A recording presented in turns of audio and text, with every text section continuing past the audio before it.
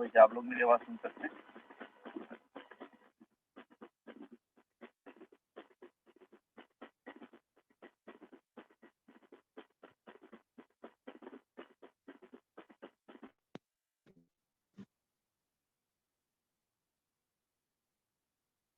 ले क्या आप लोगों को मेरी आवाज आ रही है?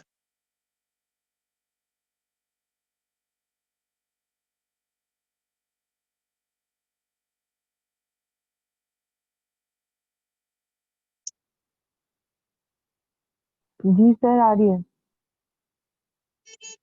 आ रही है। ऑलराइट। तो जैसे कि आप लोगों को पता है कि आज हमारी क्लास जो है वो ऑनलाइन हो रही है। हालांकि ये क्लास हमारी जो है मंडे को कैंपस में होती है, लेकिन आज क्लासेस को ऑनलाइन कर दिया गया है। और एक इंटरेस्टिंग बात ये है कि मैं अभी तक कॉलेज नहीं पहुंच पाया हूँ और मैं इस वक्त ड्राइविंग कर रहा हूँ और ये क्लास में ड्राइविंग करते हुए ले रहा हूँ।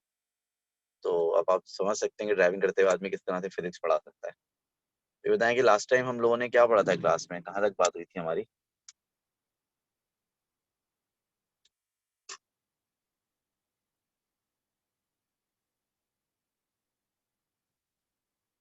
अच्छा, ये बात अगर क्योंकि आप लोग बहुत अकलमंद बहुत ज्यादा है ना, आप लोग माशाल्लाह से जीनियस है, सारा आइंस्टाइन है।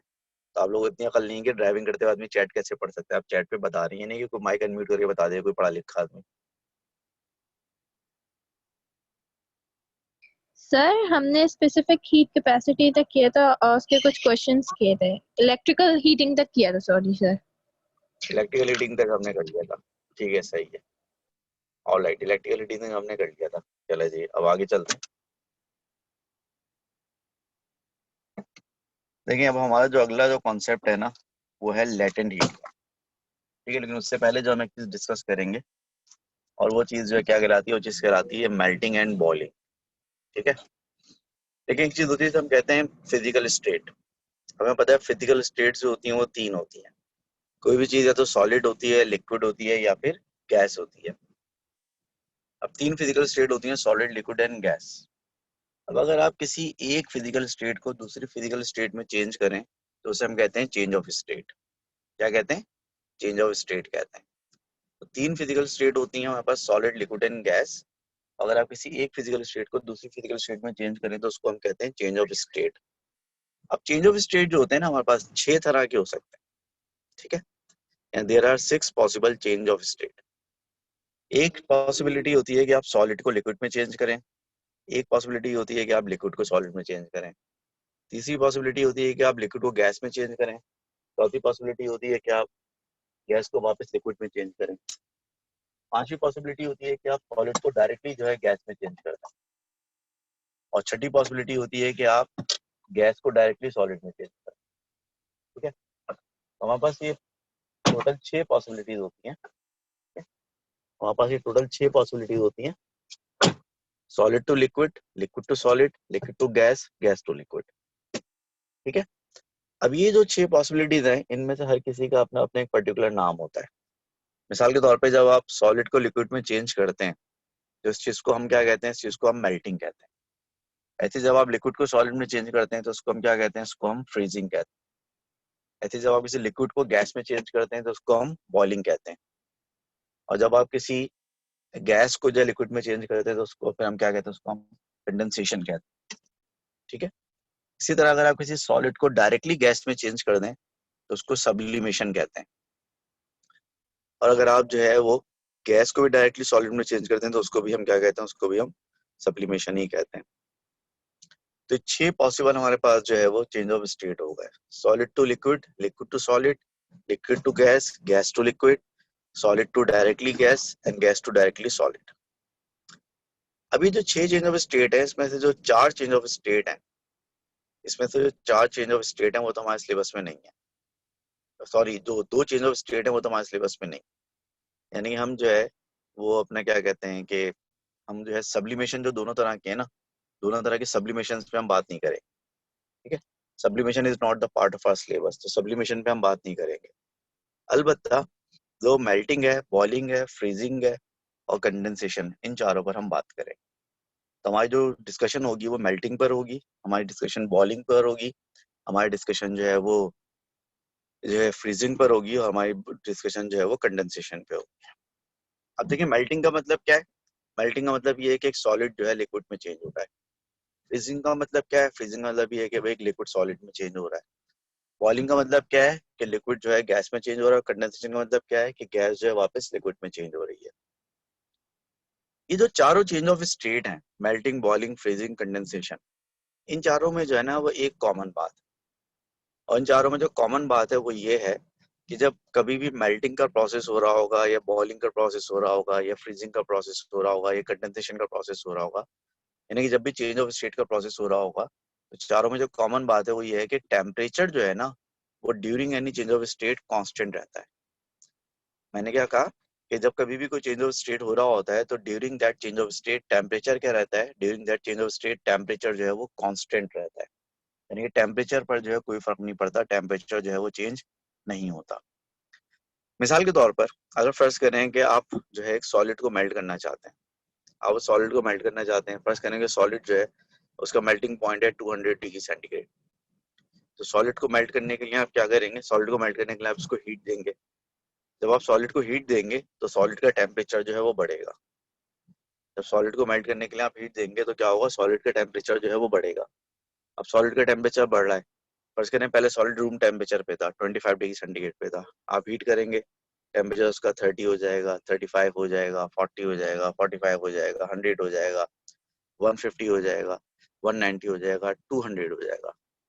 तो जब टेम्परेचर 200 हो जाएगा तो उसका क्या मतलब हुआ, इसका मतलब ये हुआ कि वो अब अपने मेल्टिंग पॉइंट पे पहुंच गया। ठीक है। जब टेम्परेचर 200 हो जाएगा तो उसका मतलब ये है कि वो सॉलिड अपने मेल्टिंग पॉइंट पर पहुंच गया। और जब सॉलिड मेल्टिंग पॉइंट पर पहुंच जाएगा और मेल्टिंग स्टार्ट हो जाएगी, तो जैसी मेल्टिंग स्टार्ट होगी टेम्परेचर क्या हो जाएगा, टेम्परेचर जो है कांस्टेंट हो जाएगा। ठीक है। जैसी मेल्टिंग स्टार्ट होगी क्या होगा, टेम्परेचर क्या हो जाएगा, टेम्परेचर जो है कांस्टेंट हो जाएगा। ठीक है। टेम्परेचर कांस्टेंट हो गया और अब टेम्परेचर जो चेंज नहीं होगा। ठीक। टेम्परेचर कांस्टेंट हो गया और टेम्परेचर अब चेंज नहीं होगा। कब तक चेंज नहीं होगा, जब तक जो है वो आप जो है वो, एक सेकंड रुकिएगा जरा।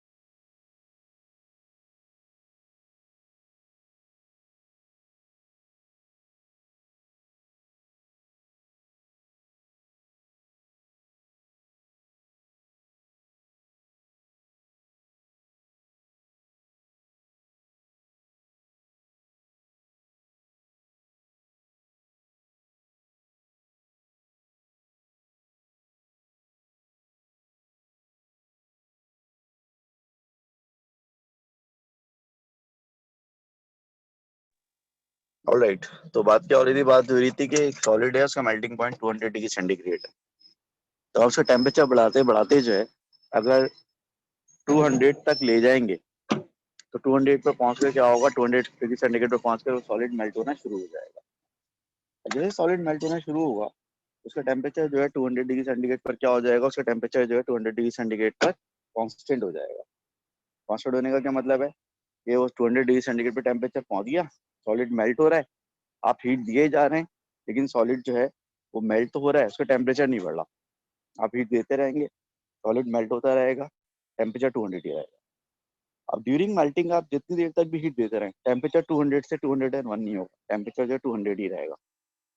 आप हीट देते रहेंगे, टेम्परेचर 200 पे ही रहेगा। कब तक 200 पर रहेगा, जब तक सारे का सारा सॉलिड मेल्ट होकर लिक्विड नहीं बन जाता। जब सारे का सारा सॉलिड जो है मेल्ट होकर लिक्विड बन जाएगा तो उसके बाद अगर आप हीट देंगे फर्दर तो फिर टेम्परेचर जो है वो इंक्रीज होना शुरू होगा। लेकिन जब तक जो है सॉलिड मेल्ट हो रहा है टेम्परेचर जो है वो चेंज नहीं होगा। इसी तरह बॉइलिंग में होता है। फर्ज करें कि अगर वाटर का जो बॉइलिंग पॉइंट है, फर्ज करें कि अगर वाटर का जो बॉइलिंग पॉइंट है वो 100 डिग्री सेंटीग्रेड है। ठीक है। फर्स्ट करें अगर वाटर का बॉइलिंग पॉइंट जो है 100 डिग्री सेंटीग्रेड है और आप वाटर को गर्म करते हैं और गर्म करते करते वाटर को अगर आप 100 डिग्री सेंटीग्रेड तक ले जाएं तो उसके बाद क्या होगा, उसके बाद ये होगा कि वाटर जो है वो बॉयल होना शुरू हो जाएगा और जब तक पूरे का पूरा वाटर बॉयल नहीं हो जाएगा टेम्परेचर उसका 100 डिग्री सेंटीग्रेड ही रहेगा और वो चेंज नहीं होगा। तो बॉटम लाइन ये है कि जब तक आप एक सॉलिड को मेल्ट करते रहेंगे, एक लिक्विड को बॉईल करते रहेंगे या फ्रीज करते रहेंगे या कंडेंस करते रहेंगे, टेम्परेचर जो है फिक्स रहेगा, चेंज नहीं होगा।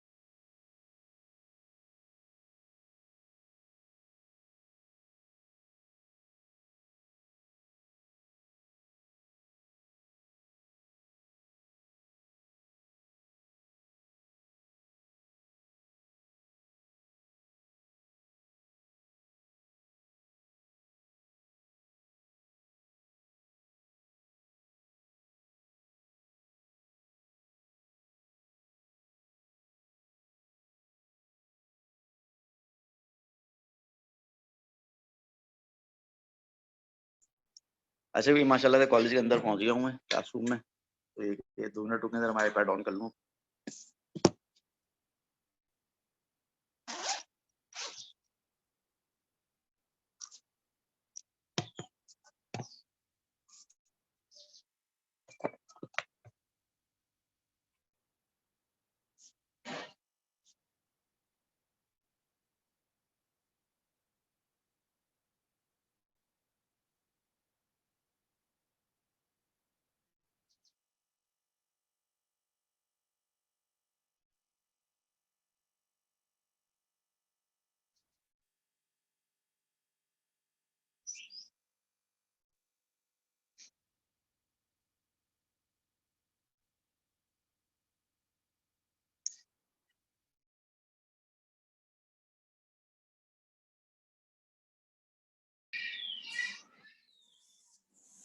जी जनाब,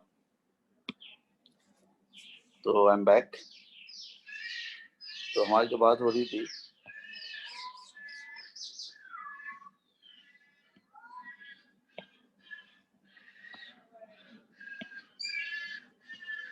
टुडे 16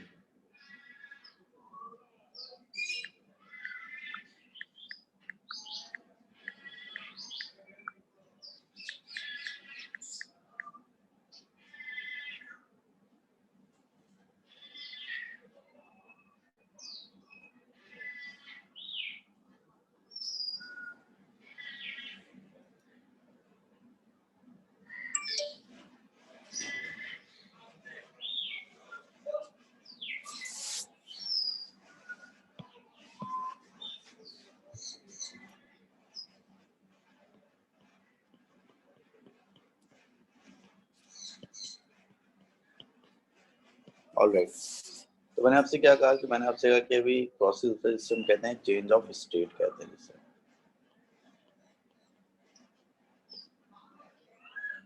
अब चेंज ऑफ स्टेट अगर सॉलिड जो है वो लिक्विड में चेंज हो तो इसको हम क्या कहते हैं, इसको हम कहते हैं मेल्टिंग। ठीक है, अगर लिक्विड वापस सॉलिड में चेंज हो तो इसको हम क्या कहते हैं, तो इसको हम कहते हैं फ्रीजिंग। और अगर लिक्विड जो है वो गैस में चेंज हो तो इसको हम क्या कहते हैं, इसको हम कहते हैं बॉइलिंग। अब गैस अगर वापस लिक्विड में चेंज हो तो इसको हम क्या कहते हैं, हम कहते हैं कंडेंसेशन। ओके, मैंने आपसे कहा था कि सब्लिमेशन जो हमारे सिलेबस में नहीं है। दूसरी इंपॉर्टेंट बात मैंने बताई थी आपको कि during any change of state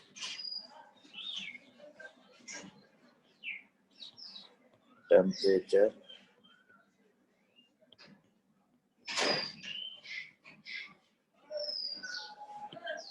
remains constant. ठीक है, जब तक जो है कोई भी जो है वो अपना क्या कहते हैं चेंज ऑफ स्टेट हो रहा होगा, टेम्परेचर क्या रहेगा, टेम्परेचर कांस्टेंट रहेगा। तो during any change of state temperature remains constant. ठीक है, ये हमारी बात जो है हो गई थी। ऑलराइट, अब वापस आते हैं। अब देखें, मैंने आपको एग्जाम्पल ये दी थी, ये फर्स्ट करने के लिए सॉलिड है। ठीक है, एक सॉलिड है और इसका जो मेल्टिंग पॉइंट है वो कितना है, मेल्टिंग पॉइंट जो 200 डिग्री सेंटीग्रेड है। हम इसको हीट सप्लाई कर रहे हैं, तो इसको हीट सप्लाई करें तो टेम्परेचर फर्स्ट करें 25 है, 25 से बढ़ के टेम्परेचर कितना हो गया 100, 100 से बढ़ के कितना हो गया 150, 150 से बढ़ के कितना हो गया 200। जब इसका टेम्परेचर 200 डिग्री सेंटीग्रेड हो जाएगा तो उसके बाद क्या होगा, जैसे 200 डिग्री सेंटीग्रेड टेम्परेचर होगा तो टेम्परेचर फिक्स हो जाएगा, दूसरा ये मेल्ट होना शुरू हो जाएगा। हम इसको हीट दिए जा रहे हैं, ये मेल्ट हो जा रहा है, टेम्परेचर 200 है। हम इसको हीट दिए जा रहे हैं, मेल्ट हो जा रहा है, टेम्परेचर 200। हम इसको हीट दिए जा रहे हैं, मेल्ट हो जा रहा है, टेम्परेचर 200, और ये पूरी का पूरा मेल्ट हो गया। तो जब मेल्टिंग स्टार्ट हुई थी उस वक्त टेम्परेचर कितना था 200 डिग्री सेंटीग्रेड, और जब मेल्टिंग खत्म होगी तब भी टेम्परेचर कितना होगा 200 डिग्री सेंटीग्रेड ही होगा। यानी कि जो ड्यूरिंग मेल्टिंग है इसमें कोई टेम्परेचर चेंज नहीं आया। ऐसे बॉइलिंग के दौरान होता है, ऐसे फ्रीजिंग के दौरान होता है, और ऐसे ही जो है वो आपका कंडेंसेशन के दौरान होता है। यानी जब तक कोई भी टेम्परेचर चेंज हो रहा होता है, जब भी कोई चेंज ऑफ स्टेट हो रहा होता है तो टेम्परेचर जो क्या रहता है, टेम्परेचर जो कांस्टेंट रहता है, टेम्परेचर में कोई चेंज नहीं आता। ठीक है, तो अब देखें हम जो भी हमारी काम की चीज़ है वो क्या है, वो कहलाती है लेटेंट हीट। ठीक है, अभी जो हमारी काम की चीज़ है वो क्या कहलाती है, लेटेंट हीट कहलाती है। लेटेंट हीट का मतलब क्या होता है, amount of heat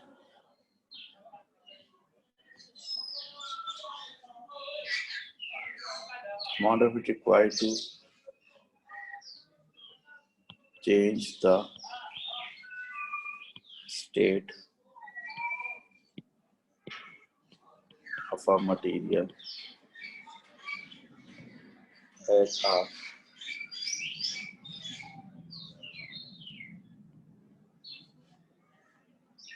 at a fixed temperature। यानी किसी भी चीज का स्टेट चेंज करना है फिक्स टेम्परेचर पे। ठीक है, किसी भी चीज की स्टेट चेंज करनी है कब, फिक्स टेम्परेचर पे। तो उसके लिए जो अमाउंट ऑफ हीट चाहिए, इसके लिए जो अमाउंट ऑफ हीट चाहिए वो अमाउंट ऑफ हीट क्या कहलाता है, वो लेटेंट हीट कहलाता है। मिसाल तौर पर अगर ये सॉलिड है और सॉलिड को मेल्ट करना है तो यहाँ से लेके यहाँ तक फिक्स टेम्परेचर है ना, फिक्स टेम्परेचर पे इसको मेल्ट करने के लिए जो हीट चाहिए वो क्या है, लेटेंट हीट। ऐसे अगर ये लिक्विड है उसको हम बॉईल करते हैं तो फिक्स टेम्परेचर पे जब ये बॉईल होगा तो फिक्स टेम्परेचर पे इसको बॉईल करने के लिए, यानी कि इसको सॉलिड लिक्विड से गैस में चेंज करने के लिए हीट चाहिए, वो हीट क्या कहलाएगी, इसकी लेटेंट हीट कहलाएगी। So amount of heat required, या फिर इसको अमाउंट ऑफ हीट ट्रांसफर्ड भी कह सकते हैं। ठीक है, अमाउंट ऑफ हीट रिक्वायर्ड या amount of heat transferred to change the state of a material at a fix temperature. अब फिक्स टेम्परेचर का मतलब है मेल्टिंग, बॉइलिंग, फ्रीजिंग और कंडेंसेशन। इसी तरह से लेटेंट हीट के बाद जो भी डेफिनेशन हमारे पास आती है वो आती है specific latent heat.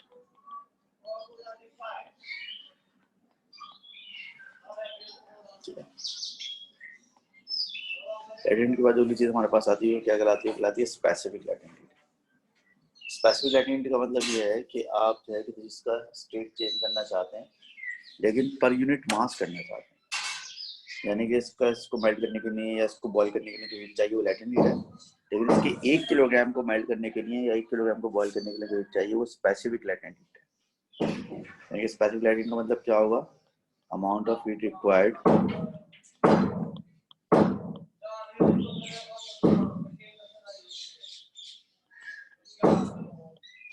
to change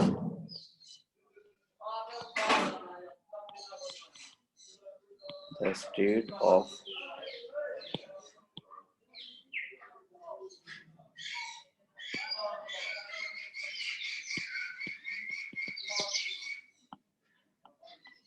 of unit mass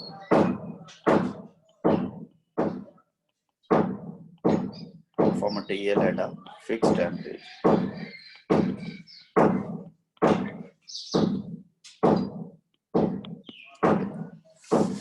यानी किसी चीज के यूनिट मास का टेम्परेचर जो है फिक्स रखते हुए उसका यूनिट मास जो है उसकी स्टेट चेंज करने के लिए जो अमाउंट ऑफ हीट चाहिए फिक्स टेम्परेचर पे वो आपकी स्पेसिफिक लैटेंट हीट है। यानी स्पेसिफिक लैटेंट जो अमाउंट ऑफ हीट रिक्वायर्ड है किस लिए, टू चेंज द स्टेट किसका, यूनिट मास का फिक्स टेम्परेचर।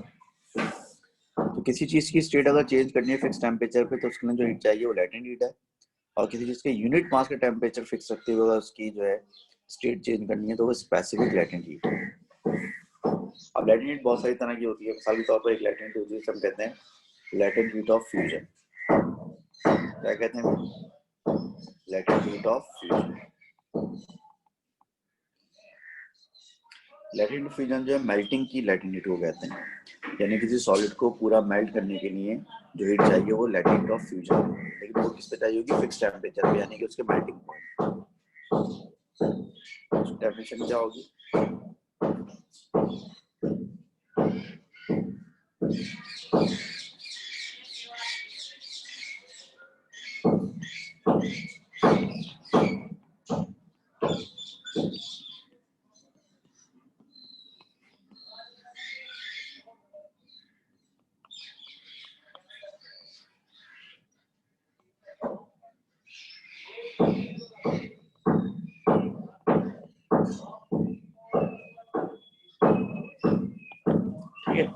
अब और से देखें तो लैटेंट हीट की डेफिनेशन है, बस यहाँ पे टू चेंज द स्टेट की जगह क्या आ गया, टू मेल्ट आ गया। यानी कि सिर्फ सॉलिड को मेल्ट करने के लिए या लिक्विड को फ्रीज करने के लिए जो हीट होती है ना उसको लैटेंट हीट ऑफ फ्यूजन कहते हैं।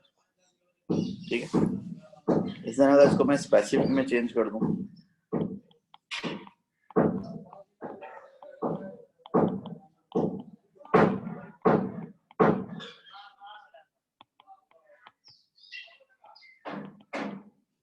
ऐसे इसको मैं स्पेसिफिक में चेंज कर दूं तो इसको मैं LF से शुरू करूंगा स्पेसिफिक, तो ये लाएगी स्पेसिफिक लैटेंट ऑफ फ्यूजन। यानी कि यहाँ पर सॉलिड को मेल्ट करना है फिक्स टेम्परेचर पे, लेकिन सॉलिड के यूनिट मास को मेल्ट करना है फिक्स टेम्परेचर पे।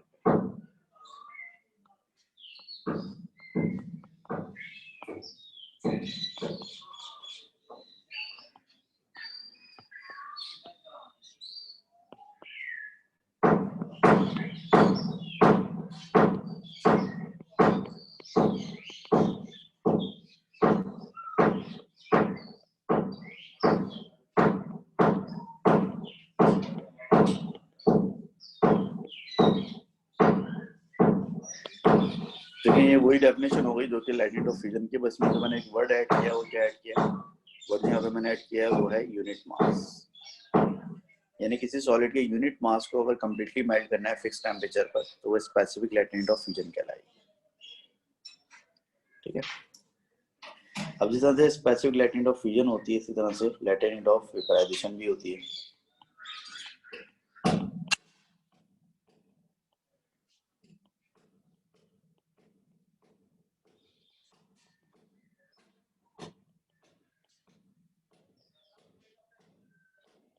जैसे लैटेंट ऑफ फ्यूजन होती है ऐसे लैटेंट ऑफ वेपराइजेशन भी होती है। लैटेंट ऑफ फ्यूजन जो होती है किसी सॉलिड को मेल्ट करने के लिए होती है फिक्स टेम्परेचर पे, ऐसे लैटेंट ऑफ वेपराइजेशन किसी लिक्विड को बॉईल करने के लिए होती है फिक्स टेम्परेचर। डेफिनेशन क्या बनेगी, अमाउंट ऑफ हीट रिक्वायर्ड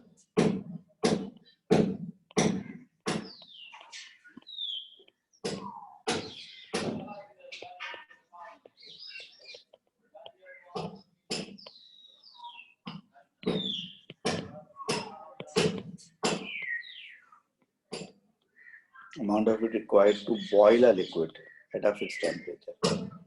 यानी किसी लिक्विड को बॉईल करने के लिए जो आपको अमाउंट ऑफ हीट चाहिए ना, ठीक है, किसी लिक्विड को बॉईल करने के लिए जो आपको अमाउंट ऑफ हीट चाहिए फिक्स टेम्परेचर पे, जाहिर फिक्स टेम्परेचर से बॉइलिंग पॉइंट होगा, तो एक फिक्स टेम्परेचर पे किसी लिक्विड को बॉईल करने के लिए जो अमाउंट ऑफ हीट चाहिए वो इसकी लैटेंट हीट ऑफ वेपराइजेशन कहलाती है।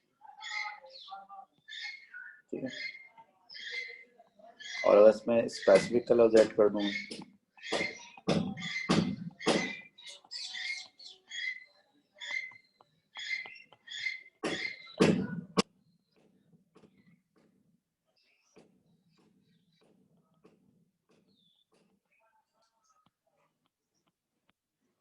अगर मैं स्पेसिफिक लफ्ज ऐड कर दूं तो ये एलवी हो जाएगा, स्पेसिफिक लैटेंट ऑफ वेपराइजेशन, और उसमें हो जाएगा पर यूनिट मास।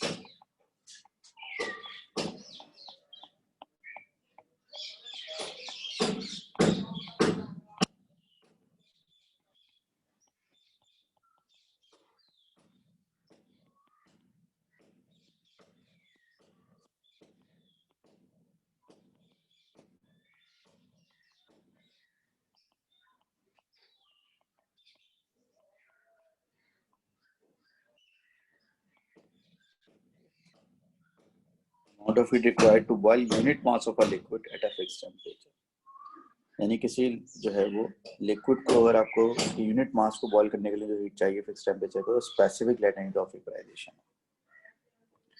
अब देखिए फर्स्ट करें कि जो specific latent heat of fusion है वो यूनिट मास ऑफ सॉलिड को मेल्ट करने के लिए जो हीट चाहिए वो है, और स्पेसिफिक लैटेंट ऑफ वेपराइजेशन जो है वो किसी लिक्विड के यूनिट मास को बॉईल करने के लिए जो हीट चाहिए फिक्स टेम्परेचर पर वो है। अब अगर फर्स्ट करें कि अगर मैं LF का फॉर्मूला बनाना चाहूँ तो LF का फॉर्मूला होगा Q अपॉन M। Q का मतलब क्या होगा? Q का मतलब होगा हीट जो आपने सप्लाई की है, और M का मतलब क्या है? मास ऑफ सॉलिड मेल्टेड, यानी कि आपने Q हीट सप्लाई की है कांस्टेंट टेम्परेचर पे, ठीक है, heat supplied eight fix temperature, और M का मतलब मास ऑफ सॉलिड मेल्टेड। तो ये Q अपॉन M जो क्या बन जाएगा? LF बन जाएगा, यानी कि स्पेसिफिक लैटेंट ऑफ फ्यूजन का फॉर्मूला बन जाएगा। और इसकी SI यूनिट लिखें हम, तो देखें इसकी SI यूनिट क्या बनेगी? हीट को आप जूल में नापते हैं, मास को आप किलोग्राम में नापते हैं, इसकी SI यूनिट क्या हो जाएगी? जूल पर किलोग्राम। इसी तरह से हम बिल्कुल LF का फॉर्मूला भी बना सकते हैं। अब देखें इस तरह से हमने LF का फॉर्मूला बनाया, ऐसे हम LV का फॉर्मूला भी बना सकते हैं। LV is equal to Q upon Q का मतलब यहाँ पर भी अमाउंट ऑफ हीट ही है,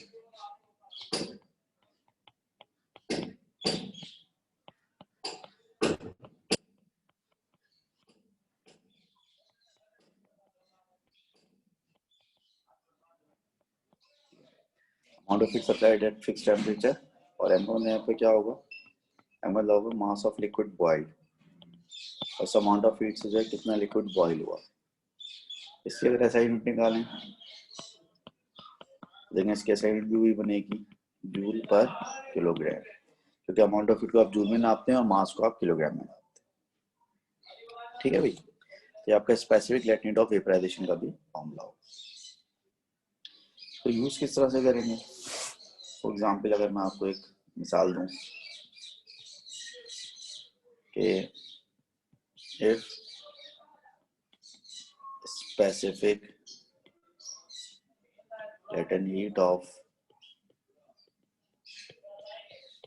fusion of ice is 3.36 exponent 5 joule per kilogram, then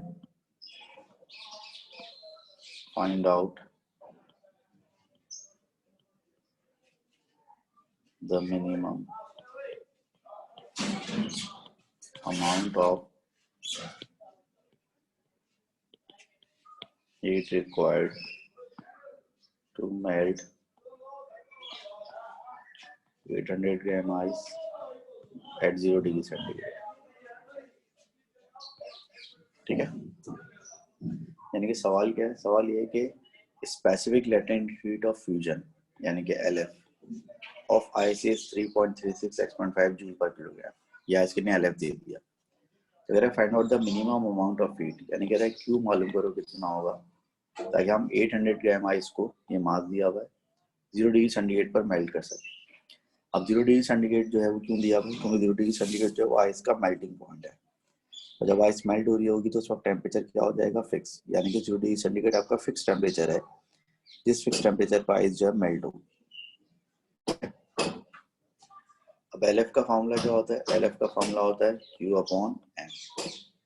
यहाँ पर LF आपको कितना दिया हुआ है? LF आपको दिया हुआ है 3.36 एक्सपोनेंट 5 जूल पर किलोग्राम, मास ऑफ आइस आपको दिया हुआ है 800 ग्राम, अब मसला है कि जो एल एफ की वैल्यू जूल पर किलोग्राम में और आइस का मास ग्राम में, तो दोनों का किलोग्राम में होना जरूरी है। किलोग्राम में कन्वर्ट करेंगे तो ये 0.8 किलोग्राम हो जाएगा। भाई जब एक ग्राम को किलोग्राम में कैसे चेंज करते हैं, डिवाइड बाय 1000 करें और अमाउंट ऑफ हीट यानी कि क्यू आपको मालूम करना है। तो इस फॉर्मूले के मुताबिक क्यू बराबर होगा m multiply by L F. अब m आपका है 0.8, एल एफ आपका है 3.36 एक्सपोनेंट 5। तो देख लें इसका क्या आंसर आ रहा है, जरा बता दें मुझे।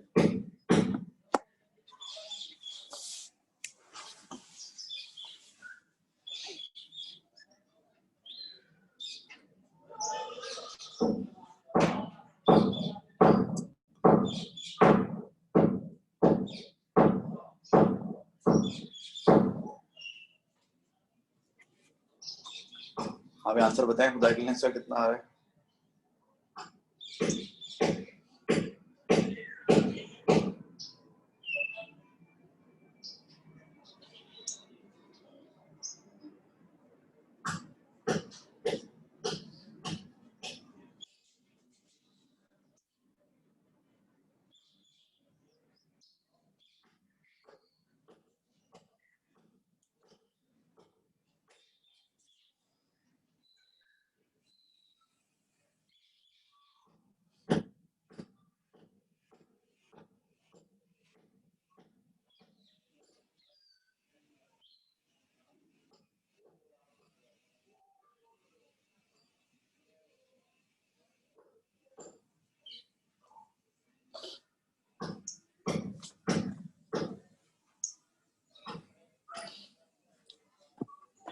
टू 2.7 ही करने का 2.69 into 10 की पावर 5 जूल्स।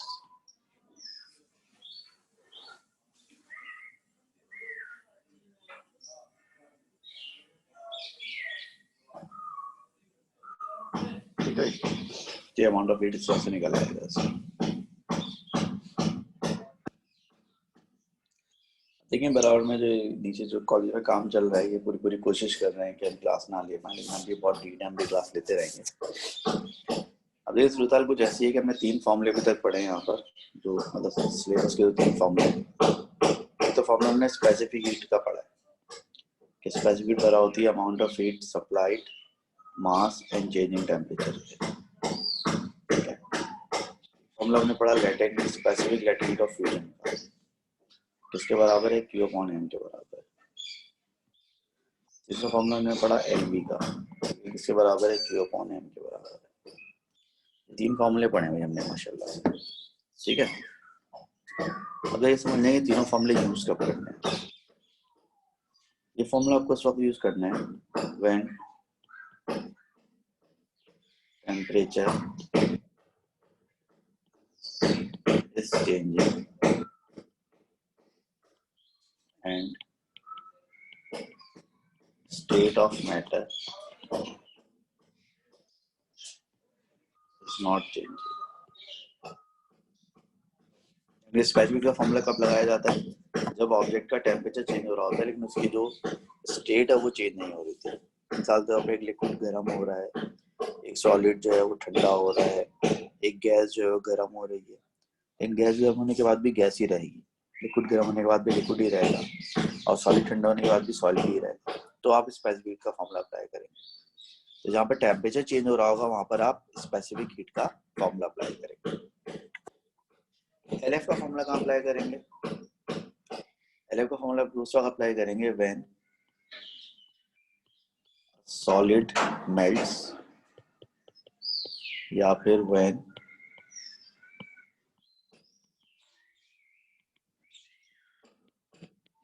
Liquid boils. ठीक है, आप जो है वो स्पेसिफिक लेटेंट ऑफ फ्यूजन का फॉर्मूला सब इस्तेमाल करेंगे जब कोई सॉलिड मेल्ट होगा या जब कोई लिक्विड बॉयल होगा। और LV का फॉर्मूला कब यूज करेंगे, LV का फॉर्मूला उस वक्त यूज करेंगे व्हेन, सॉरी ये लिक्विड बॉयल्स नहीं, लिक्विड फ्रीजेस।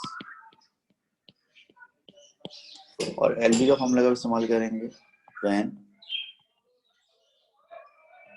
लिक्विड बॉयल्स या फिर a gas condenses, यानी अगर कहीं पर कोई टेम्परेचर बढ़ रहा होगा या कम हो रहा होगा तो स्पेसिफिक का फॉर्मूला लगेगा, या अगर कोई सॉलिड मेल्ट हो रहा होगा या लिक्विड फ्रीज हो रहा होगा तो एल एफ का फॉर्मूला लगेगा, या अगर कोई लिक्विड बॉयल हो रहा होगा या गैस कंडेंस हो रही होगी तो एल वी का फॉर्मूला लगेगा। ठीक है, इस तरह से ये फॉर्मूले आप अप्लाई करो। मिसाल के तौर पर फॉर एग्जाम्पल एक सिचुएशन है, सिचुएशन ये है कि 120 gram water at 80 degree centigrade is changed into steam at 100 degree centigrade.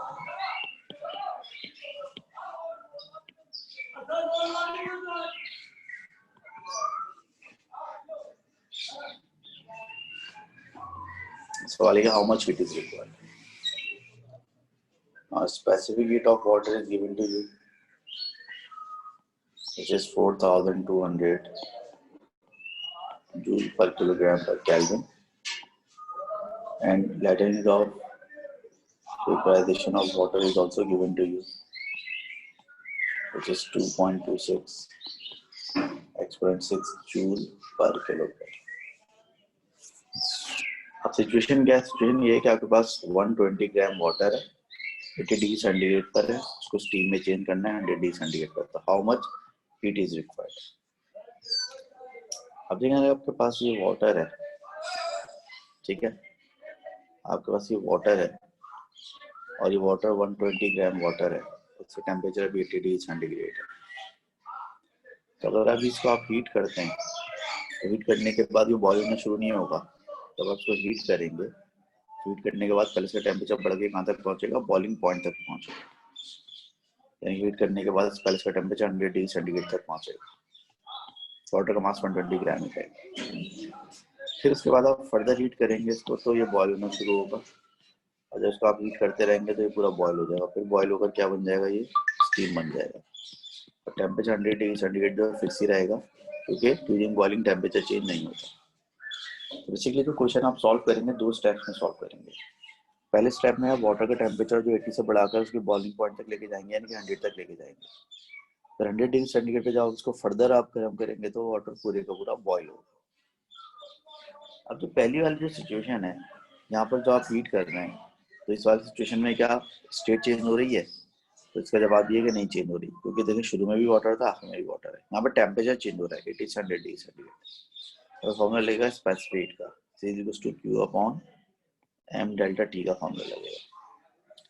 और दूसरे स्टेज में देखें तो वाटर चेंज होकर स्टीम में चेंज हो रहा है और 100 डिग्री सेंटीग्रेड टेम्परेचर आपका फिक्स है, तो यहाँ पर फॉर्मूला लगेगा जब कोई चीज़ बॉयल होती है। कोई चीज़ बॉयल होती है तो हम LV का फॉर्मूला लगाते हैं। और क्योंकि आपको टोटल अमाउंट ऑफ हीट चाहिए तो दोनों स्टेजेस में आप Q मालूम कर लेंगे, और दोनों स्टेजेस में जो Q के आंसर आएंगे उनको आप क्या कर लेंगे? उनको आप ऐड कर लेंगे। चल तो पहली स्टेज में जो Q होगा किसके बराबर होगा? CM डेल्टा T के बराबर होगा। दूसरे स्टेज में जो Q होगा वो किसके बराबर होगा? बराबर होगा MLV के बराबर होगा। ठीक है, अब यहाँ पर आप ये देखेंगे आपको जो कांस्टेंट गिवन है, तो C जो आपको गिवन है वो जूल पर किलोग्राम में गिवन है, मास आपको ग्राम में गिवन है, तो किलोग्राम में चेंज करेंगे तो जगह 0.12 किलोग्राम हो जाएगा। तो C की जगह आप लिखेंगे 4200, मास की जगह लिखेंगे 0.1। टेम्परेचर आप कितना चेंज कर रहे हैं? इसका टेम्परेचर आप 80 से लेकर 100 तक चेंज करेंगे, 20 चेंज करना है इसका टेम्परेचर। ठीक है, पहले स्टेज में तो अमाउंट ऑफ हीट ये आएगा। दूसरे स्टेज में मास तो आपका 0.12 ही रहेगा। LV की वैल्यू आपको दी हुई है 2.26 एक्सपोनेंट 6, आपको LV की दी हुई है वैल्यू दी हुई है 2.26 एक्सपोनेंट 6। दूसरे स्टेज का अमाउंट ऑफ हीट आ जाएगा। अभी दोनों अमाउंट ऑफ हीट को कैलकुलेट करें, इन दोनों को ऐड करें और बताएं टोटल अमाउंट ऑफ हीट कितना आ रहा है।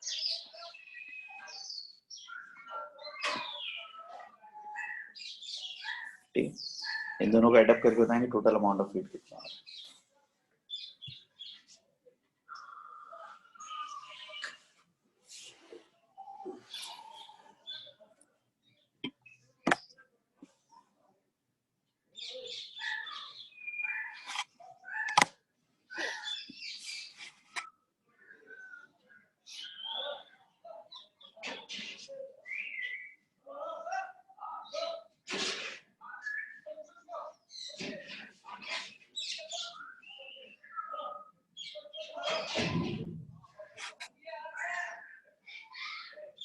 आप खुदा के लिए बताएं क्या आंसर आ रहा है।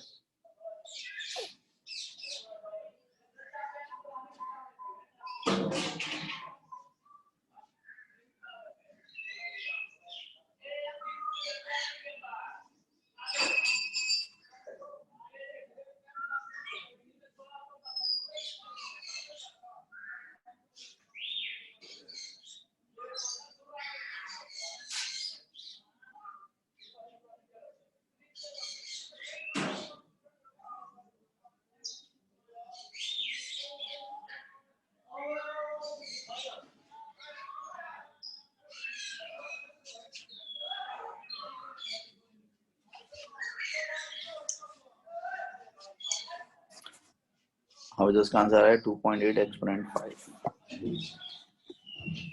इसका आंसर आ गया भाई 2.8 एक्सपोनेंट 5 जूल इसका आंसर। ठीक है, चलो इसी तरह के सवाल और करें हम आपको।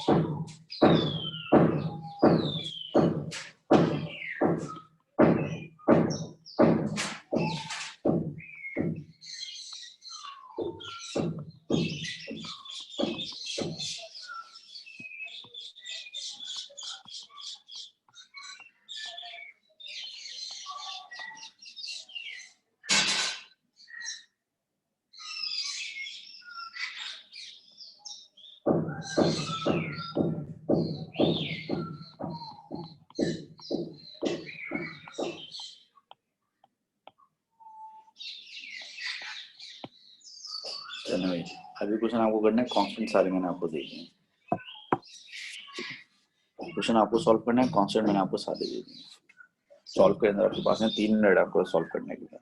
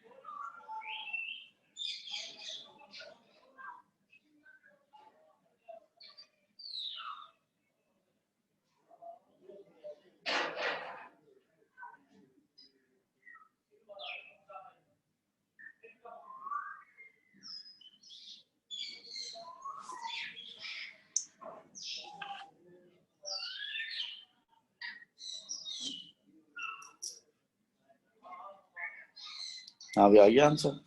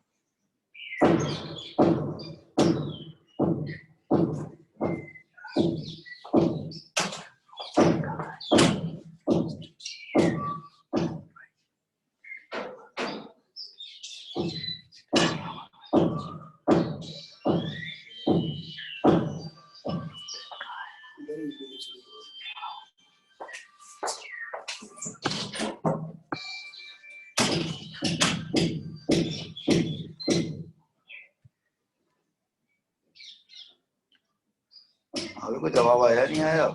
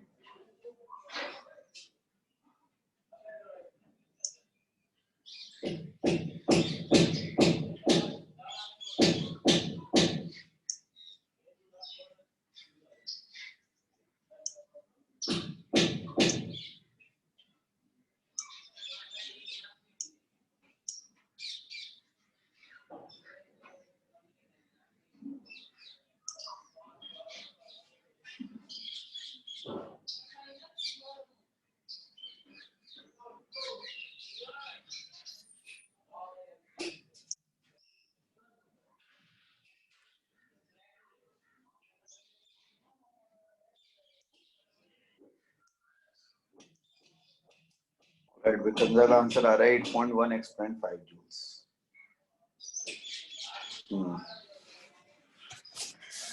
देखिए, सबसे पहली बात तो ये है कि ये जो प्रोसेस होगा ये 4 स्टेजेस में होगा। ये प्रोसेस 4 स्टेजेस में होगा। आपके पास आइस है और कितनी आइस है? 200 ग्राम आइस है और -10 डिग्री सेंटीग्रेड पर है। पहले जब आप उसको हीट सप्लाई करेंगे तो हीट से क्या होगा, इसका टेम्परेचर बढ़ेगा और 0 तक जाएगा ताकि ये मेल्ट हो सके। फिर 0 डिग्री सेंटीग्रेड पे जब आप हीट सप्लाई करेंगे ये 0 पे ही रहेगा और मेल्ट होकर क्या बन जाएगा? वाटर। टेम्परेचर इसका 0 डिग्री सेंटीग्रेड ही रहेगा। फिर आप इसको हीट करेंगे तो वाटर का टेम्परेचर 0 से बढ़ के कहाँ चला जाएगा? 100 पे। ये रहेगा वाटर। और इसका मास कितना है?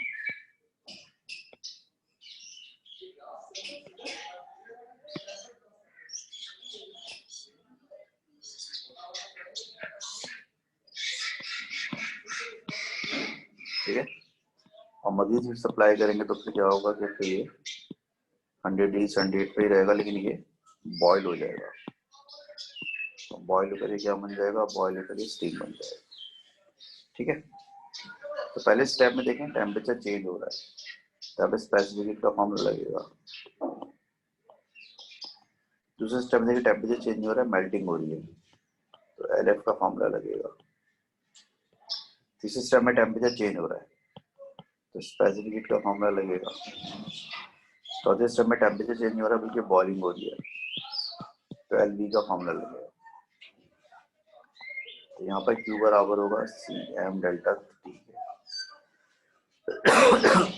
यहाँ पर Q जो है वो बराबर होगा MLS, यहाँ पर Q बराबर होगा CM डेल्टा T के, यहाँ पे भी Q बराबर होगा MLB के बराबर। अब स्पेसिफिक ऑफ आइस आपको गिवन है 2.1, मास गिवन है 200, टेम्परेचर चेंज है 10। यहाँ पर मास ऑफ आइस आपको 200 गिवन है, LF की वैल्यू आपको गिवन है 336। तो यहाँ पर वाटर की स्पेसिफिक लगेगी 4.2, मास है 200 ग्राम, लेकिन टेम्परेचर है 100। चौथे स्टेप में मास है 200 ग्राम और LB की वैल्यू गिवन है 2260। तो चारों हीट्स को निकालें और चारों हीट्स को ऐड कर लें तो टोटल हीट जो है वो आपकी निकल आएगी जो कि आपको चाहिए। ठीक है भाई, तो इस तरह से जो है आप specific heat, specific latent heat of fusion and specific latent of evaporation का फॉर्मूला अप्लाई करते हैं। ठीक है, तो that is all about today. आज की क्लास हमारी जो है वो खत्म हो गई। ये जो PDF है इंशाल्लाह ताला मैं अभी आपके साथ जो शेयर करता हूँ। ठीक है, थैंक यू।